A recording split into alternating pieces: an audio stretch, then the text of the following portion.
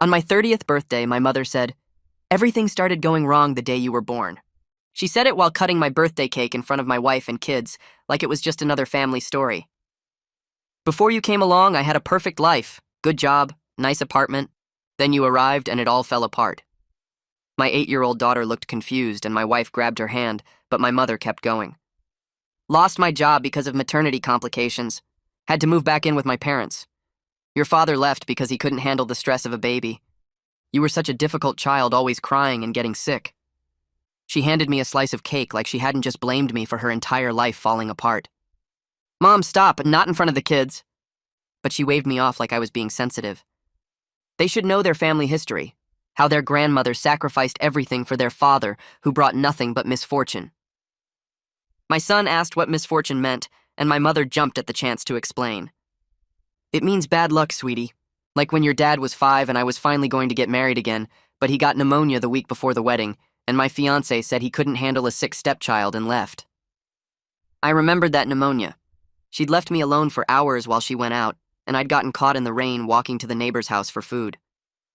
Or when he was in high school and I was up for a promotion but had to miss the final interview because he got suspended for fighting. She didn't mention the fight was because kids were calling me trash because she'd spent my school clothes money at the casino. "Mom, you need to leave." My wife stood up, but my mother wasn't done. "See? Even now he's kicking out his own mother. This is what I mean by bad luck. I try to have a nice relationship with my grandchildren, but he ruins it." My daughter started crying and my mother pointed at her. "Look what you did. You made your daughter cry on your birthday, just like you cried on all of mine." That's when something clicked in my brain. "Wait, what do you mean I cried on all your birthdays?" She rolled her eyes. "You always got sick or hurt on my birthday, every single year. Food poisoning, broken bones, emergency room visits. Never once could I just enjoy my day." But I remembered those birthdays differently. "You mean like when I was 7 and got food poisoning because you left the potato salad out all day in the heat?" She glared at me. It wasn't that hot. My wife pulled out her phone and started looking something up. "Or when I broke my arm because you were drunk and told me to get your purse from the car and I fell down the stairs in the dark." My mother's face got red. "I wasn't drunk. I'd had a few birthday drinks like any adult." My wife showed me her phone. She'd found my old medical records online through the patient portal I'd given her access to. "These aren't accidents. These are neglect." She scrolled through years of emergency room visits. Dehydration, malnutrition, untreated infections, broken bones with delays in treatment. My mother stood up, knocking over her coffee. "How dare you? I did my best with an unlucky child." But my wife kept reading. "Doctor's note here says child reported mother was at boyfriend's house when injury occurred. Another one says the child was home alone for approximately 6 hours." My mother grabbed her purse. "I don't have to listen to this, and I'm the victim here. My whole life was derailed by having a child." That's when my quiet 10-year-old son spoke up. "Grandma, if you didn't want a kid, why did you have one?" She spun around to face him. "I didn't have a choice, and it was different back then." But I knew that was a lie, too. "Yes, you did. Dad told me before he died. He said you got pregnant on purpose because your parents were going to cut you off financially if you didn't settle down. You thought a baby would get you money." She laughed, but it was bitter. "Your father was a liar. Just another way you brought bad luck. If you hadn't been born, I never would have met him." My wife stood up and walked to the door and opened it. "Get out. Don't come back. Don't call. Don't write. If you try to contact our children, I'll file a restraining order with these medical records as evidence of child abuse." My mother looked at me, waiting for me to defend her. I didn't say anything. The silence stretched out between us while my mother's face changed from waiting to angry. Her mouth got tight and her eyes went hard. She grabbed her purse off the coffee table and knocked over what was left of her coffee. The brown liquid spread across the table, but she didn't even look at it. She turned toward the door and started yelling that I was an ungrateful son who would regret choosing my wife over my own mother. Her voice got louder with each word. My wife walked past her and turned the deadbolt with a quiet click. My mother yanked the door open so hard it bounced against the wall. She stomped down the front steps, still yelling about how I'd turned my back on family. The door slammed and I heard her car start in the driveway. My legs stopped working and I dropped onto the couch. My whole body started shaking. 30 years of being told I was the problem fought against this weird feeling of relief in my chest. My hands were trembling and I couldn't make them stop. My daughter climbed into my lap and wrapped her small arms around my neck. She asked if Grandma was mad at us. Her voice was so small and scared, I had to swallow hard before I could answer. I told her that sometimes grown-ups say mean things when they're upset, but it wasn't her fault. None of this was her fault. My son sat down next to us on the couch. He leaned against my shoulder and said he didn't think Grandma was very nice to me when I was little. Something broke open in my chest when he said that. This 10-year-old kid could see what I'd spent my whole life making excuses for. My wife sat on my other side and put her hand on my knee. She suggested we have ice cream and watch a movie. We could make a new memory to replace the ruined birthday. My daughter perked up a little and asked if we could watch the cartoon about the talking cars. My son said that was a baby movie, but he'd watch it anyway. We moved to the family room and my wife brought out the ice cream while I found the movie. The kids curled up on either side of me, and we ate ice cream straight from the container with 3 spoons. That night, after the kids finally fell asleep, I found my wife at the kitchen table with her laptop open. She'd pulled up more of my medical records through the patient portal. She scrolled through page after page, and I watched over her shoulder. Every single emergency room visit had notes about delays in getting treatment. One doctor wrote that my explanation for a burn didn't match the injury pattern. Another noted that I appeared underweight and possibly malnourished. A nurse had documented that I was brought in for dehydration after being left home alone on a hot day. The pattern was right there in black and white. I sat down hard in the chair next to her. I remembered being so hungry in 3rd grade that I stole a sandwich from Tommy Smith's lunchbox. When the teacher called my mother, she told them I was a liar who made up stories for attention. I remembered the shame of being called a thief in front of the whole class. My mother never admitted she'd spent the grocery money at the casino that week. My phone started buzzing the next morning. Text after text from my mother. The first one said I'd broken her heart. The second said I was poisoning my children against her. The third said she'd sacrificed everything for me, and this was how I repaid her. I put the phone face down on the counter, but it kept buzzing. Over the next week, the messages kept coming. Some were angry. She called me selfish and cruel. Some tried to make me feel guilty. She said she was crying herself to sleep every night. She said she'd given up her whole life for me. I didn't respond to any of them, but each one made my stomach hurt. That old familiar guilt told me I was being mean to her, that I should apologize and make things right. My wife showed me her phone one morning while we were having coffee. She'd found my mother's social media posts. My mother had written a long post about how I'd cut her off from her grandchildren without any explanation. She painted herself as a heartbroken grandmother who just wanted to love her family. Several of her friends had commented with sympathy. My Aunt Hannah wrote that ungrateful children were the worst kind of heartbreak. Someone else said my mother deserved better. My wife took screenshots of everything. She opened a folder on her computer labeled Documentation and saved all the images there. The look on her face told me she was getting ready for something bigger than I understood yet. 2 weeks after the birthday party, my daughter's teacher called. She said my daughter was having trouble paying attention in class and seemed worried all the time. That same afternoon, my son's school counselor reached out. My son had gotten into an argument with another kid who said family was the most important thing. My son had yelled that some family members were mean, and you didn't have to be nice to mean people. The counselor wanted to talk about what was going on at home. My wife and I sat at the kitchen table that night and scheduled appointments with the school counselor for both kids. We needed to help them work through what happened with their grandmother. My Aunt Hannah called 3 days later. She asked if we could meet for coffee because she wanted to hear my side of the story. I didn't trust it, but I agreed to meet her at a coffee shop halfway between our houses. When I walked in, she was already sitting at a corner table. She looked tired and uncomfortable. She kept twisting her napkin in her hands. She admitted that my mother had always been hard to deal with, but the medical records my wife mentioned had made her think about some things she saw when I was growing up. Things she'd ignored or made excuses for. Hannah pulled out a folder from her purse. She told me that my mother borrowed $15,000 from her 5 years ago. My mother said it was for my medical emergency. She said I needed surgery and didn't have insurance. Hannah showed me the loan agreement with my mother's signature. But I was never sick that year. I'd never needed surgery. My mother had used my name to get money from family. My wife pulled out her phone and took pictures of the loan agreement. She added them to her documentation folder when we got home. She said we should probably check my credit report to see what else my mother might have done. I found Phoebe Chandler's name on a therapist directory website. She worked with family problems and childhood stuff. Her first available appointment was in 2 weeks. When I finally sat in her office, I just started crying. I told her about the birthday party and everything that came after. I told her about the medical records and the texts and the social media posts. She listened without interrupting and handed me tissues when I needed them. She said my mother's behavior fit something called narcissistic abuse. It's when a parent makes the child responsible for the parent's feelings and failures. She said it wasn't my fault. None of it was ever my fault. I left her office feeling like someone finally believed me, but also sad for the childhood I should have had.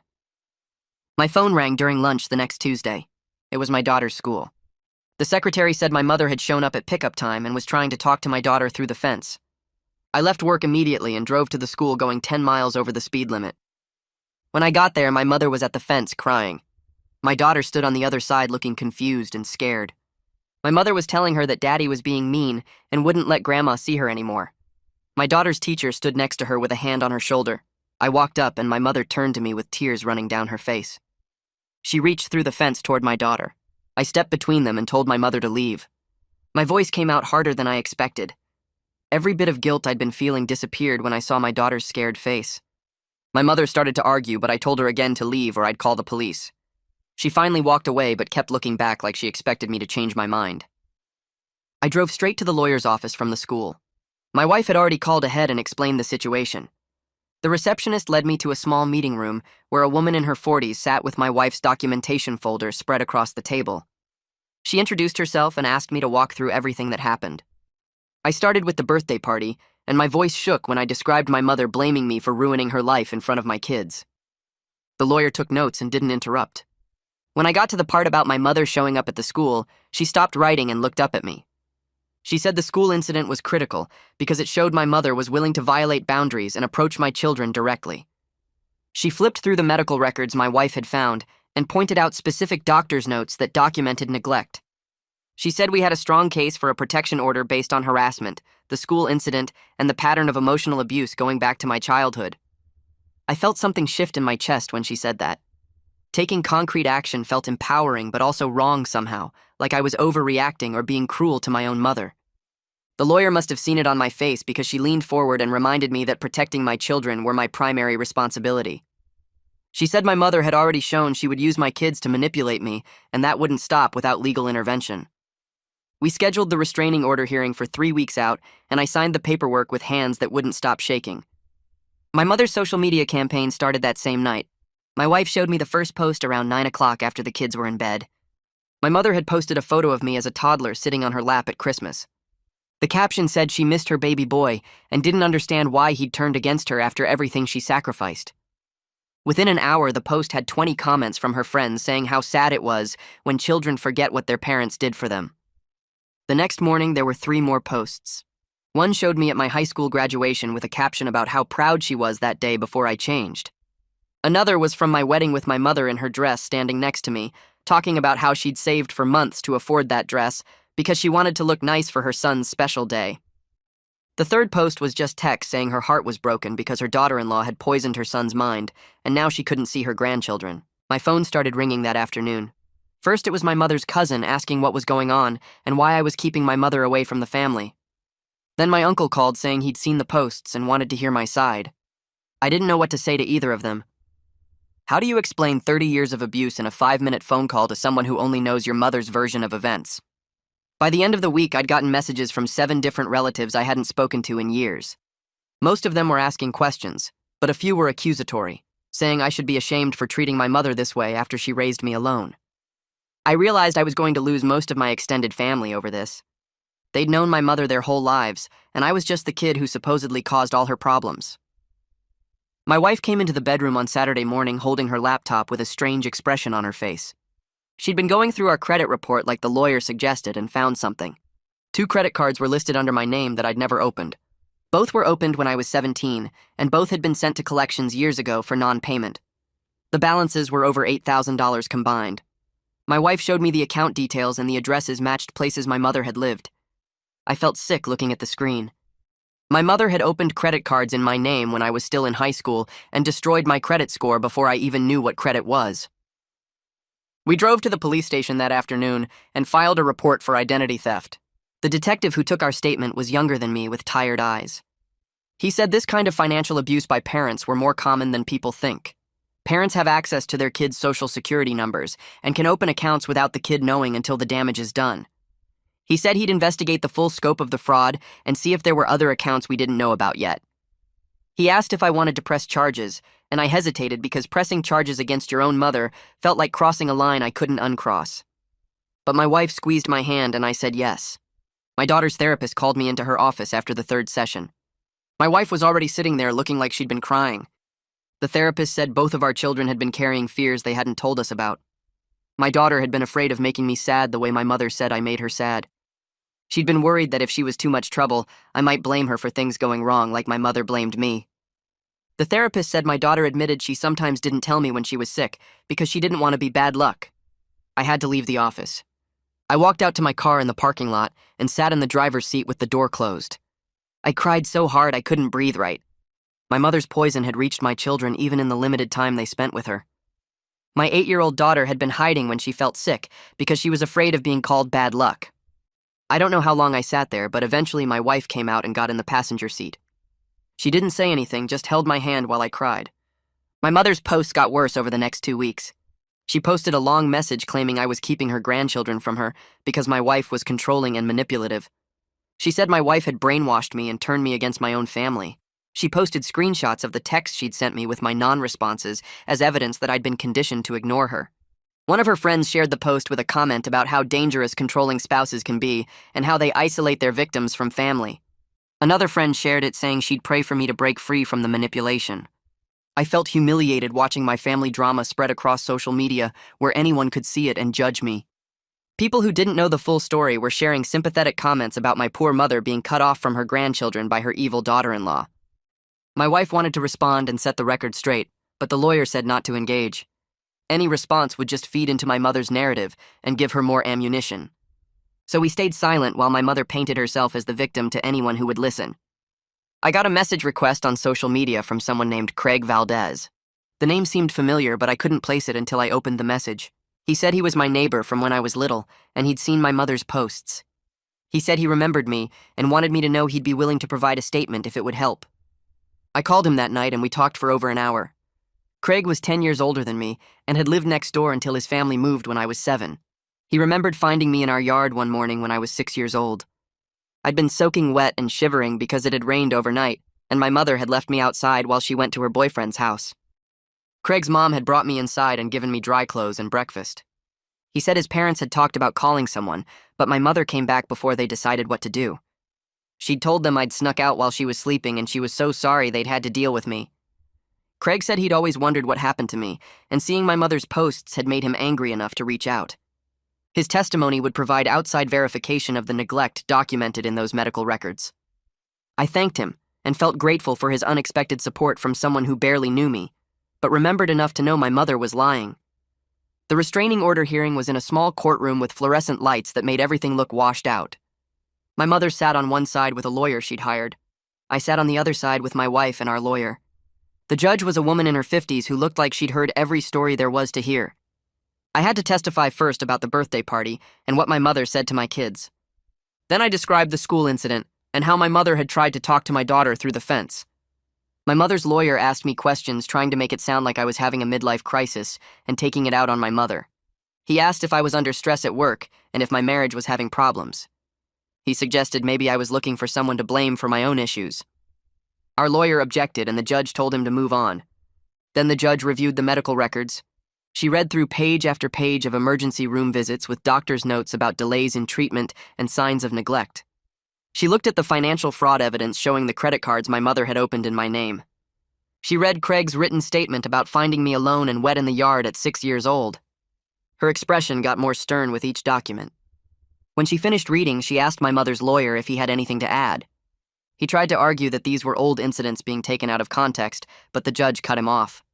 She granted a temporary restraining order requiring my mother to stay at least 500 feet away from me, my wife, my children, and our home. She scheduled a hearing for a permanent restraining order in 3 months. My mother started crying and saying this wasn't fair, but the judge was already standing up to leave. 2 days later, I found a letter in my mailbox. It was handwritten on lined paper in my mother's handwriting. She said she was dying of cancer and didn't have much time left. She said she wanted to reconcile before it was too late and make peace with me and meet her grandchildren one last time. She said the doctors had given her 6 months and she didn't want to die with this distance between us. My hand started shaking when I read it. Every instinct I had was screaming that I needed to call her and fix this before she died. I showed my wife and she looked at the letter for a long time without saying anything. Then she pulled out her phone and called my mother's doctor's office, She told them she was calling about a family member's cancer diagnosis and needed to verify information for insurance purposes. The receptionist put her on hold and came back 5 minutes later. There was no cancer diagnosis in my mother's file. My mother had been to the doctor 3 weeks ago for a regular checkup, and everything was fine.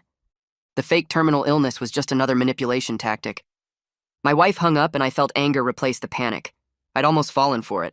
I'd almost broken the restraining order and put my kids at risk because my mother lied about dying. I brought the letter to my next therapy session with Phoebe. She read it carefully and then looked at me and said, this was proof I'd made the right decision. My mother would say anything to regain control over me, including making up a serious illness to exploit my compassion. Phoebe said the letter was actually a gift because it showed me exactly who my mother was when she didn't get what she wanted. She asked me to write a response letter that I wouldn't send, just to process my feelings. I spent an hour writing everything I wished I could say to my mother. I wrote that I deserved better than being blamed for her failures. I wrote that she'd had choices and she chose to hurt me over and over. I wrote that I was breaking the cycle for my children so they'd never feel the way she made me feel. When I finished, I felt lighter somehow, like I'd been carrying those words around for 30 years and finally put them down. Phoebe told me to keep the letter somewhere safe and read it whenever I felt guilty about the restraining order. My wife suggested we start new family traditions to replace the ones that involved my mother. She said we should have a do-over birthday party, just the 4 of us, to make better memories. We planned it for the following Saturday. My kids helped me bake a cake from scratch, and we talked while we measured ingredients and mixed batter. My son asked what makes a family healthy, and I had to think about my answer. I told him healthy families don't blame each other for their problems. They support each other when things go wrong instead of making it worse. My daughter asked if we were a healthy family now, and I said we were working on it. We were learning together how to be the family we deserved. The cake came out lopsided and the frosting was messy, but my kids were proud of it. We ate dinner together and then cake and ice cream. My son said family means people who don't blame you for their problems. I realized my kids were learning boundaries I never had growing up. They were learning that love shouldn't hurt and family shouldn't make you feel small. That was worth more than any relationship with my mother could ever be. 3 months felt like both forever and no time at all. The court date arrived on a Tuesday morning in early spring. My wife took the day off work and we sat in the courthouse waiting room watching other families cycle through their hearings. Some looked relieved when they came out. Others looked destroyed. I kept checking my phone even though I knew my mother couldn't contact me anymore. The bailiff called my name and we walked into the courtroom. My mother sat at the defendant's table with her lawyer, a tired-looking man in a wrinkled suit. She looked smaller than I remembered, older somehow, but her eyes still had that sharp, angry look when she saw me. The judge reviewed the evidence my wife had compiled. The medical records, the financial fraud charges, the fake cancer letter, the incident at the school, my mother's social media posts, the witness statement from my childhood neighbor, the police report about the identity theft. It took 20 minutes to go through everything and my mother's lawyer barely said anything in her defense. The judge asked my mother if she had anything to say for herself. She stood up and started talking about how ungrateful I was, how she'd sacrificed everything, how my wife had turned me against her. The judge cut her off after 2 minutes and told her to sit down. Then he granted the permanent restraining order. 500 feet minimum distance from me, my wife, my children, and our home. No contact of any kind. Violation would result in immediate arrest. My mother's face went red and she started yelling about how this was all my fault, how I'd ruined her life from the day I was born, how the court system was corrupt. The bailiff had to escort her out while she screamed. I sat there feeling this weird mix of relief and sadness wash through me. Relief that it was finally over, that my children were legally protected. Sadness for the mother I'd needed as a kid, but never had. My wife squeezed my hand, and we left through a different exit to avoid running into my mother in the parking lot. The detective called me 2 weeks later with the results of his financial investigation. My mother had opened 7 different accounts in my name over the past 15 years. Credit cards, store accounts, a personal loan, even a car loan that defaulted 3 years ago. The total came to just over $30,000 in fraudulent debt.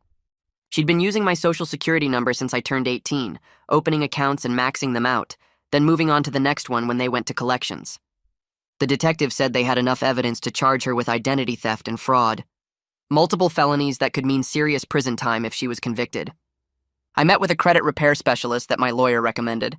She walked me through the process of disputing each fraudulent account with the credit bureaus. It would take months, maybe over a year, to get everything cleaned up and off my credit report. But she said my score would eventually recover once we proved the accounts weren't mine. I filed affidavits with each creditor explaining the identity theft and providing copies of the police report. Some companies were helpful. Others made it difficult, demanding more proof, threatening to sue me for the debt. My wife handled most of the phone calls because I'd start shaking whenever I had to explain what my mother had done. 6 months after that birthday party, things felt different in our house. Lighter somehow, like we'd all been holding our breath for years and could finally exhale. My daughter stopped having nightmares about making people sad. My son stopped asking if he was bad luck. We started having family therapy sessions with a counselor who specialized in helping kids process toxic family dynamics. My daughter told the therapist that I was a good dad because I protected them and listened to their feelings instead of making them feel bad for having feelings. My son said he wasn't worried about being cursed anymore because he understood that Grandma was wrong about luck and blame. We established new family traditions to replace the ones that involved my mother. Friday movie nights where everyone got to pick the movie once a month. Saturday morning pancake competitions where we rated each other's cooking. Sunday game nights where we played board games until someone got too competitive and we all laughed about it. The kids could be silly without worrying about upsetting anyone. They could be loud. They could make mistakes without fear of being blamed for ruining everything. My wife and I watched them playing in the backyard one evening, and she said this was what childhood should look like. Joy without anxiety shadowing it. Freedom without walking on eggshells. I realized I was learning how to be a father by watching my kids be kids, seeing what they needed and giving it to them instead of repeating the patterns I'd grown up with. Almost a year after my 30th birthday, my wife and I sat on the porch watching our kids chase fireflies in the yard as the sun went down. The restraining order was still in place. My credit score had improved by 80 points as the fraudulent accounts got removed one by one. My mother had been convicted of identity theft and sentenced to 18 months in prison followed by probation. Some of my extended family still wouldn't talk to me. My Aunt Hannah sent a card on my birthday with a note saying she was sorry for not seeing what was happening when I was young. My uncle stopped responding to my calls. 3 cousins blocked me on social media. But the family I'd built with my wife and children felt solid in a way nothing in my childhood ever had. My son ran up to the porch holding a jar with 2 fireflies in it, asking if we could keep them overnight. My daughter was right behind him arguing that we should let them go because they'd be sad trapped in a jar. Normal kid stuff. Normal parent stuff. I was learning in therapy that I could be a good father exactly because I knew what a bad parent looked like. I knew what not to do, what not to say, how not to make my children feel. My wife leaned against my shoulder and said the kids seemed happy. I watched them debating about the fireflies. Their faces lit up with excitement and the glow of the bugs, and I thought about how different their childhood was from mine. That was enough.